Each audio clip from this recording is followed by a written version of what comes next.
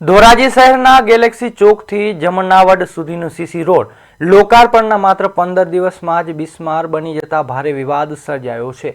Road પર કાંકરીઓ નીકળી ગઈ છે અને ઠેર ઠેર ખાડા પડી ગયા છે।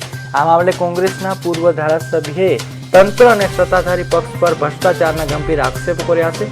કોંગ્રેસના પૂર્વ ધારાસભ્યએ આક્ષેપ કર્યા છે કે લોટ પાણી અને લાકડા જેવી કહેવત સાર્થક કરતા આ રોડમાં વ્યાપક ભ્રષ્ટાચાર થયો છે। તેમણે સીધો આરોપ લગાવ્યો છે કે આ કોન્ટ્રાક્ટર ધારાસભ્યના મળતિયાઓ દ્વારા રાખવામાં આવ્યો હતો, જેના કારણે કામની ગુણવત્તા અત્યંત નબળી રહી છે। કોંગ્રેસ તંત્રને ચીમકી આપી છે કે જો આ રોડનું ફરીથી યોગ્ય રીતે નિર્માણ કરવામાં નહીં આવે તો 18મી માર્ચ કોંગ્રેસના કાર્યકરો સાથે મશીનરી લાવીને આ ભ્રષ્ટાચારને રોડને ખોદી નાખવામાં આવશે। તેમણે સરકારને ખુલ્લી ચેલેન્જ આપતા કહ્યું છે કે હિંમત હોય તો રોકી બતાવજો।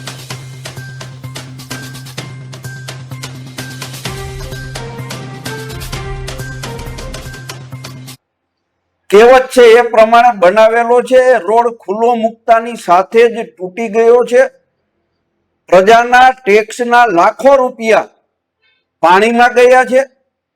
સરકારમાં ઉચ્ચ કક્ષાએ અધિકારીઓ પાસે અમે રજૂઆતો પણ કરી છે, પરંતુ આ વિસ્તારના એક જવાબદાર આગેવાન તરીકે સરકારને, સરકારી અધિકારીઓને ખુલ્લી ચેલેન્જ સાથે કહું છું કે જો આ સિમેન્ટ રોડ ફરીથી બનાવવામાં નહીં આવે, બનાવેલો સિમેન્ટ રોડ ખોદીને ફરીથી રોડ બનાવવામાં નહીં આવે તો 18 તારીખે 18મી માર્ચે હું પોતે કોંગ્રેસના આગેવાનો, કાર્યકર્તાઓ સાથે આ રોડ મશીનરી લઈ અને તોડી નાખવાનો છું, કાયદો હાથમાં લેવાનો છું અને સરકારમાં તાકાત હોય તો અમને આ કામ કરતા રોકી